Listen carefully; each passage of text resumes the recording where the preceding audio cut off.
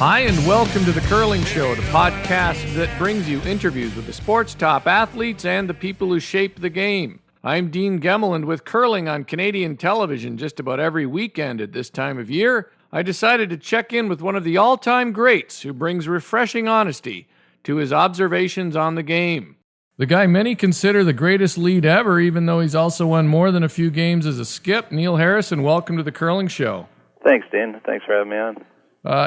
Neil, I thought it would be a good time to have you on because in addition to the fact that a lot of people over the course of the time this show's been on have asked me to have you as a guest, you also took the women to task for the Scotties last year, and I thought we could talk about that right off the bat. Last year, as George Carey's just recapped at curlnews.blogspot.com, you had a lot of comments for the ladies about how to maybe improve their play. I thought this year, I've been critical of the ladies' game, the women's game as well, and I thought this year the Scotties was a lot better. What's your take on it? Yeah, I thought overall the caliber play was better. That was one of the big things, is just making a lot of shots. There's still a big gap between the top teams and the ones farther down, but a lot of that's the experience of it. Yeah, I mean, I think some of your comments last year were dead on. You talked about, you actually urged them to toughen up. I think the three teams that were in there at the end certainly seemed to be, like you said, not afraid to win, I guess, was the big thing I noticed. Yeah, I still believe to win the game, you got to be aggressive. You got to be willing to go out there and have some rocks in play. And the ones that were there at the end, left standing, so to speak, were the ones that were willing to play the game.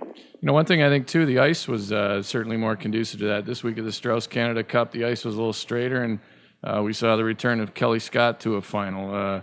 What do you think? Do you think the ice conditions there, the swingy ice, they might actually favor the women more than they help the men? Well, any time they get to play on really good, consistent ice, it's going to help anybody. People will say it's the same for everybody, but bad ice will drag the top teams down more because what it is, sometimes they just don't have the patience to change their game. But if you get real good ice and you're willing to, especially there, you're not concerned about picks and you're willing to. A good skip is always willing to draw against a few as long as it's only to the 8 foot. Well, you played with, of course, one of the greatest skips ever, Eddie Wernick, also one of the game's greatest characters. Wayne Middaugh, when he was right before the Skins game, said that he thought the Olympics had sort of ruined curling, whereas he sort of retracted the word ruined later. But I think what he was getting at was we don't see quite the characters that we used to see in the game, perhaps, as everybody's maybe a little more corporate and calculated out there. Do you think that's the case? Yeah, again, I wouldn't go as far as ruin, but it certainly has changed. Growing up, our goal was to get that Purple Heart to go to the Brier, and it wasn't even really the Worlds at that time. Then all of a sudden the Olympics came in, and obviously our first experience with the Olympics wasn't very good. That's where they had Paul and Eddie deciding that they had to lose weight, which to us is totally ridiculous to think that your ability in curling is going to be based on your weight, so to speak. You think about back to those days of first Olympic trials, just the difference in the way guys prepare now. How big a difference do you think that's made? Well, it's made a big difference. A lot of that too has been they've brought in, as I said, there's a lot more coaching involved in the game now. So a lot of them, my son went to a curling camp a few years ago, and he came back and he had a leaflet of about 20 pages on eating. And the coach, John, was pretty funny at times. He was talking about when he was bugging Pat Pro when Pat's Jane Hooper played with Merrill and they won the Worlds. Right. And he said they had this book. It was called Eat to Win. Kawhi just said, eat to win, eat to lose. I don't care as long as I eat. So I mean, let's face it, the way the game is now, especially light brooms and everything, you have to be in a certain condition, but we were never going to be noted as being what you'd call a well-conditioned team, but we were in condition to curl. Curling gets you to curl. We worked hard at the game, and we played enough games that we never lost games because of our conditioning. One of the things people didn't realize was back then you guys were one of actually the few teams to practice regularly. Bob Turcotte mentioned that you guys were the team that practiced. Is that true? Yeah, we worked very hard at the game. When I was first with Eddie, we didn't go out and practice a lot as a four-man team, but we played a lot of one-on-ones. We used to play for about $5 a game. I think we had more pressure on us in our noon hours playing for $5 than we did when we were playing for thousands. And we played basically about a 14 rock rule then. We played a game where you couldn't hit anything that was out front of the rings until your last rock, each guy's last rock at the end. Right. So it was a good practice for us because we had to play ticks and move rocks around even well before the free guard zone. Hey, did the mail and carrier... that really helped us because we were an aggressive team. That's the way we wanted to play. Did the mail carrier just arrive? No, I think it was just my son heading off to school, actually. Okay. Hey, speaking of rocks in play, there's a famous game at the 88 Briar when Paul was skipping and Eddie was playing third. You were playing lead with Graham McCarroll. You guys had all 16 rocks in play, I think, at the end. Did that, against Kerry Burtnick, did that actually become a case where no one wanted to take one out? No, I don't think. Sometimes you just get in the way an end sets up. Actually, and I believe it was actually the very first end against Kerry. It was. I think I was on the next sheet and saw it. Yeah, Kerry was always willing to play with rocks and play, and we were. And maybe it's each guy tries, first game in the Briar sort of saying, well, okay, if you want to play this way, we'll play with you. Right. But I don't think you ever start off and end saying, okay, let's get all 16 and play. What about the state of the game? You talk about the fact that you wanted to, for you, the goal was always to get that Purple Heart, go to the Briar. A lot of your efforts, your team especially, have sort of resulted and led to, in some ways, I think, today's ASHM World Curling Tour. Do you wish you had that many events to play in when you were at your peak?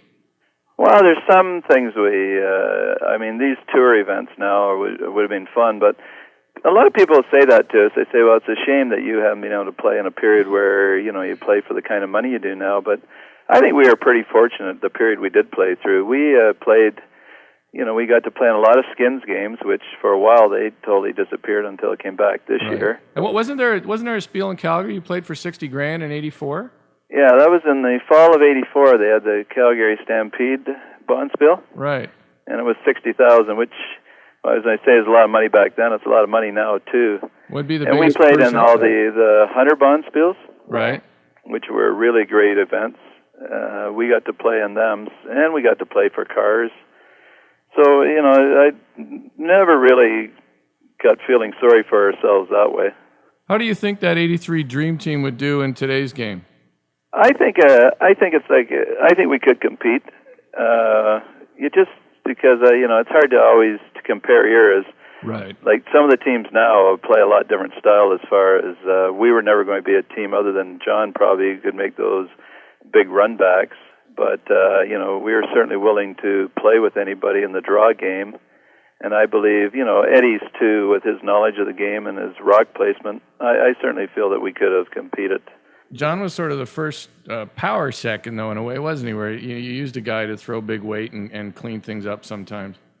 Yeah, that's what I always told him. I made him famous because he wouldn't make those doubles and triples if I hadn't left rocks out front. But, John was one of the first ones of what you call that real balanced delivery and could throw it that hard accurately. Him, probably Don Walchuk was the other guy that, along the lines in that same period that, sort of brought that type of game to the game. You played in the, without the free guard zone rule, and then I guess a little bit with the precursor to the current rule. How do you think you'd enjoy playing lead with the current free guard zone rule? Well, I enjoyed it. I got to play a little bit with the four rock, and I really enjoy it because, again, that was probably my best part of my game was the soft stuff and setting it up. So, it's certainly enjoyable. Just the game itself too. It's enjoyable to play it like. When we think back to where we were playing, where guys were trying to win 1-0, I can't believe we played that game, how boring it was to play, let alone for the people watching. Because you always want, basically what it is, I think when you're out there, you consider yourself entertainers, and that's what we tried to do even before the free guard. But, yeah, as I said, I played enough of the four-rock rule to really enjoy playing it. Do you think there's enough players today who consider themselves entertainers? You'd probably like to see a few more, but it's not something... out in the ice, you can't fake it. Right. Like I had the pleasure of playing a bunch of spiels one year with Guy Hemmings. Now Guy was just a natural out there because basically what you saw is what he is. You can't play up to the audience. You can't, like, if I tried to go out there and be a gee, and it just wouldn't work because that's just not who I am. But yeah, I think the players have to. I'd like to see some of them maybe show a little more life, but again, you just can't change your personality. Let's talk about some of the events so far this year that have occurred and get your take on them. The Continental Cup. The Continental Cup, it's one of the events that if I was still curling and could play in it, I think it'd be a great event. As a spectator, I just can't get sold on it. To me, it's sort of a made event. Yeah, I'm with you on that, actually. Yeah, you talk to the players. I mean, what a great scam for them, so to speak. They get to go have a good event. You know, you got the ladies section there.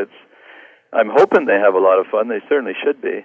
No, but I just can't get interested in it. It's just, as I said, it's too made up for me. Yeah, I mean, there's no consequences to it. Even though the players do seem to take it seriously when they're playing, it's really not very compelling sports television. This year's TSN Skins game. Well, the Skins game is always fun to watch. The Skins is probably the most fun event to be in. You're out there and you look at those numbers going up on the board, and as they've explained it before, it's basically like every end's a different game. Right. So you're playing a whole bunch. You're playing like 10 mini games. So I mean, I love watching the Skins game. Having had the pleasure of playing in them, you really realize what's on the line. I really liked the presentation this year. I mean, well, the HD helped. I thought the casino setting, that arena or that auditorium, I guess, was great for curling. Yeah, it is. I've been up there for concerts. I hadn't been there for. Actually, apparently, from what I understand, they'd have to probably work on the seating a little better. Eddie went up and he said where their seats were, you really couldn't get a good view of the actual ice surface. That is true. There was really no end seating, was there? No, curling's best if you get a whole bunch of end seating. But from a television and an entertainment angle, it was good. Hey, what about this last weekend's Strauss Canada Cup? Did you watch that? Yeah, I did catch a bit of it. Thoughts? Well, again, I guess it's an event that, the one thought is I thought it was great for Cooey. Like, I mean, he's had some really tough losses. You got to feel sorry for a guy when he's playing out of, I don't know if you feel sorry, so to speak, but out of Edmonton, what a great field of curlers they've got up there. Yeah. And I didn't realize, I was talking to my son, he said that in the playdowns this year, it's like Cooey couldn't, I think he kept losing to Martin, and then Furby was losing to Furby, and Martin's losing to Furby. Like it must be just something. So I thought it was a great win for Cooey. And again, as I said, not being around it as much, I guess it's a lot more important on the tour as far as getting into Olympic contention for getting Olympic spots than I realized. So again, the curlers put a lot more emphasis on it, which is good. I mean, I think that they could still do a little better job in the broadcast of making people aware of the consequences. I actually think that shot making isn't all that important for great sports television. I mean, you want it to be good and decent, but it's consequences of winning or losing that people like to see. Well, I agree with you, Dean. It's the same thing that I don't think it was till near the end that they say at the Scotties where they're saying. Or actually, I think it's the next day I'm reading the paper where you realize how much it was for a team to win it, where they've got, they get the Olympic funding. You get the Olympic funding, you've got your Olympic berth, and then they've got the diamond ring for, so that is part of the drama of it is, like we used to always watch, part of watching the Brier final used to be is just thinking how the team that wins it got to go to the Skins game. Right. And the losers had to, think of heading to New Brunswick to try to qualify. To us, that was a huge win.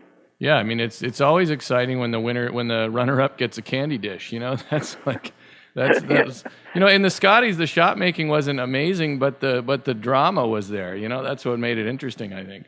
Yeah, well, so many games went to the end, and as I said, I thought strategy-wise, I thought they played better.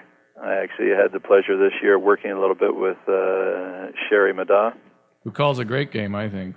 Well, I get to be prejudiced in that way, but I just enjoyed, I enjoyed playing with her, working with her on it because she was eager to learn, so to speak. Not that she had that much to learn, but she was, she wasn't like feeling that she knew everything, and she was very, very pleasant to work with. Hey, when you guys won $60,000, who did you beat in the final, and what did they win? That was a good day's work, actually. We beat Pat Ryan in the final, and we beat Burtnick in the semi, and we beat Lukowicz in the morning. And it was I believe the runner-up was $30,000.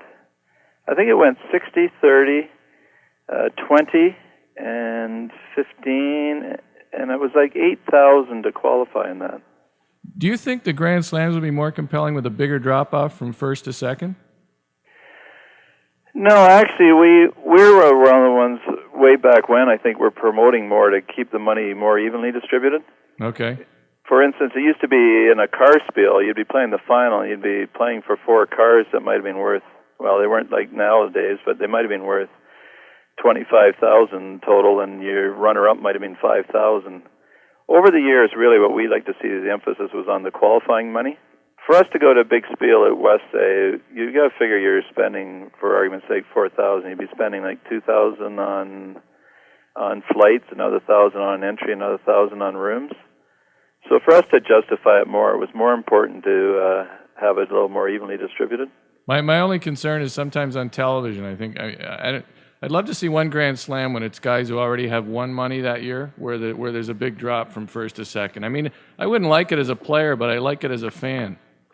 Well, yeah, and that's obviously what we have to be very considering as the fans. Now, Eddie always said he'd like to win a lottery and put up a spiel where $1 million was first, just to see what the choking point was. Yeah. It'd be interesting to see it if it was like poker now, where maybe you had an event where the players are playing for a lot, they put up their own money in maybe challenge matches or something along that line. Right. It'd get your heart beating a little harder if the money out there was yours, not some sponsors. But yeah, I mean, most of the top teams have so much sponsorship money, or not so much, but they have enough that they bankroll it. It's the lesser teams that, like you're talking about, that if they travel out west, it's a huge investment and everything else, and that's tough if they play in a WCT event and they come away with not much after a good run. I can understand that, but I'd love to see one of those Grand Slams just for television and just to get a little buzz about it. See, it could be one Grand Slam where maybe it's guys who've already won money. So maybe the tour championship itself. Yeah. Anyways, that's something I stump for all the time. Hey, finally, they got this wider WCF sheet coming into play now. And one thing, Matt Hames, who writes for the Curling News, I play with him a bit. He says a point that he thinks it'll make defensive play easier because the tick shot's going to be easier. What do you think about that?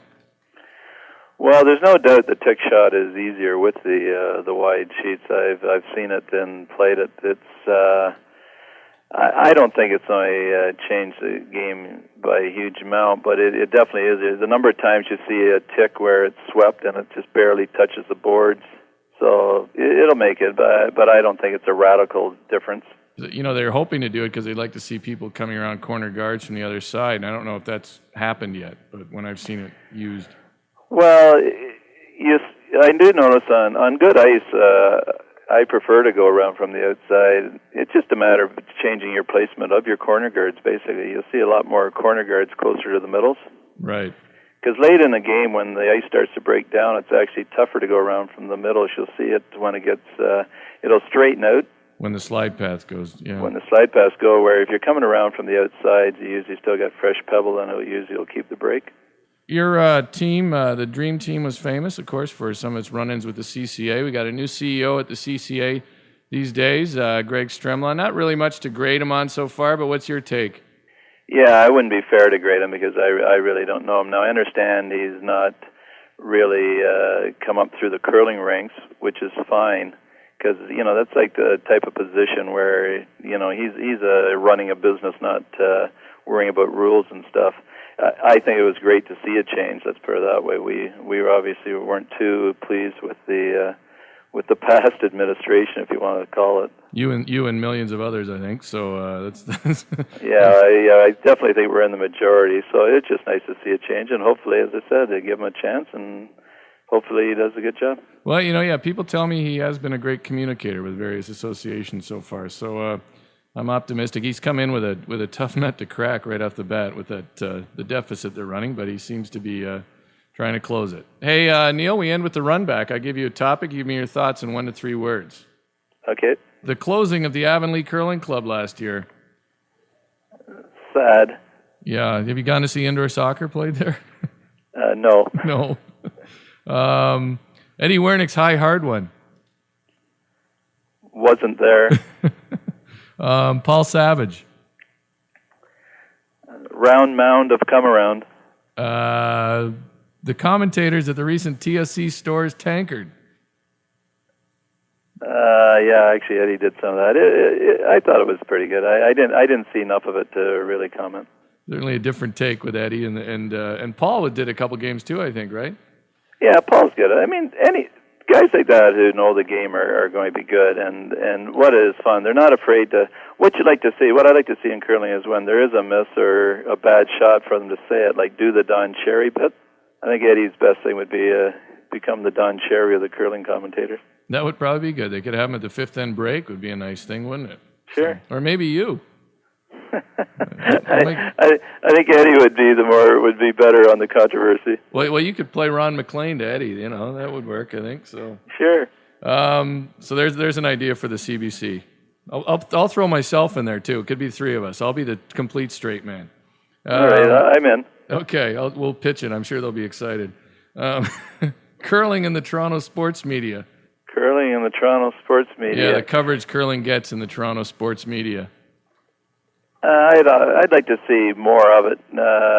You guys were the last guys to really capture them. I remember when you guys won the Worlds, you were on the front of the Toronto Star sports pages, and the biggest event ever, the biggest event for being an event was when we played Maryland in the Battle of the Sexes. Right, in '86. The next day, it was on every front page of the sports.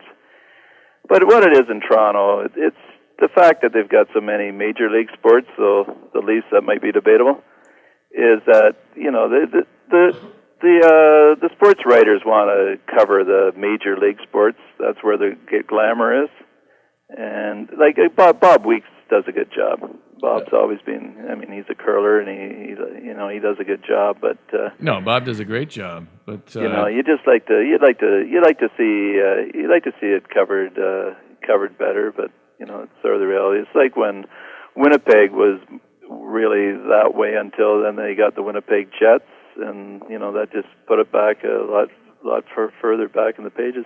I do find it bizarre, though, that in the Toronto sports pages or on the websites, curling gets into other sports. Gets lumped in with cricket and lacrosse and stuff like that. It's almost a bit of an insecurity on the part of the sports media there, I think, or something. Well, as I said, it's not. I guess they don't consider it a sexy sport, but maybe if that show in the States that Rock Stars goes, maybe that'll change. Right. If you get Bon Jovi and Springsteen involved, that may change their opinion. All right, I've got a few more here. The use of the term "great conversation" in curling broadcasts. Have you heard that lately? No, Joan says "great conversation" after every discussion, which is okay, but it's a little overused at this point. Yeah, I'd go with you on that. I mean, there hasn't been much great conversations out there. Yeah, well, I mean, they try to. I mean, they use it when they think the team really thought the situation through well, but it's. Well, I think there's a lot of pat phrases you get. Like I get a little tired of I get a little tired of Linda's good on knowing the game, but I get a little tired of the stats. Oh yeah. The big stat in curling is still the W at the end. Yeah. And people get too much into the psychology, I believe, of the game rather than just play it. And don't you think the CCA is way more generous with the shooting percentages? Oh yeah, I think there's got to be about 15-20% for showing up. Yeah, I mean, you see the differences between an ASHM World Curling Tour event when they do a Grand Slam and they're scoring versus the CCA. I mean, you turn on the Strauss Canada Cup and everybody's shooting 95%. So. Yeah, I understand part of what they're doing. They want to see big percentages. It looks good, but as a curler, I don't like it because I might watch a game and I see somebody miss 2 of their first 4 shots, and then after 3 ends, they're curling 95%. It just insults your intelligence or your knowledge of the game. And the other thing that when they get to the final, they always show percentage and that rank among positions, but I think they should show plus minus. To me, the big thing is how do you curl against your opposition player. Yeah, that was one good thing. I thought that's one of the good ones that Linda did, where she her plus and minus. I think you have to beat the other person by 5% or something like that. Yeah, to really have make a difference. To get the plus, I don't think if you're just like 2% ahead, you get a plus per se. But right. Yeah, I mean that's the thing when you go out and curl. That's what we always start off with. You're just trying to basically outplay the person opposite you. So that's a good stat. All right, 2 more. Warren Hansen. Well, it's sort of funny. Warren. It's changed over the years. Warren at the start we were really against. I'm sure if you're talking to Eddie, he's still against. But Warren over the last bit, I think, has done better. Like the thing, Dave Parks took a lot of the pressure off Warren because everyone sort of got madder at Parks. Warren, I gotta give him credit. Like he was he put it into the very first Brier that really went huge was Calgary in '97. So he good promoter. He obviously can promote the game as far as maybe not at the roots level, but at the higher level, he can sell the game. So. Yeah, he does have to get some credit, I think, now for developing the franchises that the CCA has. How they manage them under Parks is another story, but definitely it's a good presentation they do now. And finally, I got to shout out a friend here. So this year's Ontario representatives at the Canadian Firefighters Championships. Shane. Yeah. Well, Shane, he'll do good. He's a good guy. I played junior with Dave Smith, so that's why. As I said, I didn't have the pleasure of managing a goal this year to the Canadian Firefighters, which is always a good time. And you won last year, right? Yes. And that was how many times have you won that thing now? I think that was 10, actually. Wow, 10, even 10. I think we can beat the police in a 3 out of 5. Hey, that would be. Have you ever done that? No one's ever. I don't think they figure there's much money in promoting that one. Oh yeah, but you should do it on the side, anyways. One weekend, make that happen. Be the firefighters, the Moose Lodge, and the police. Yeah, and we can throw the post office in too. I'm sure you could pack a club for it, anyways, if you pick the right location. I think we'd have to bring Eddie back out. He's be more the guy to pack the club, but it would be kind of fun, sure. Yeah. All right, hey Neil, I appreciate your time. It's a pleasure to talk to you. Like I said, a lot of people have asked me to have you on the show, so it's great to get your observations. I hope we see you writing again somewhere, or in the or with Eddie doing the Don Cherry bit. Well, thanks, Dane. As I said, I enjoyed being on it, and good luck with you because it's good for you. You're doing well to advance the game too. That's Neil Harrison on The Curling Show. Thanks for listening, and sorry for the technical problems over the weekend. The server was being upgraded. Not quite sure what that entails, but it meant we were offline for a couple of days. Enjoy all the great curling that can be seen online and on broadcast television over the next couple of weeks. But first, enjoy the pudding. Don't you know it's hard for me to see things that I cannot find? How can I tell if it's a dream or just all in my mind?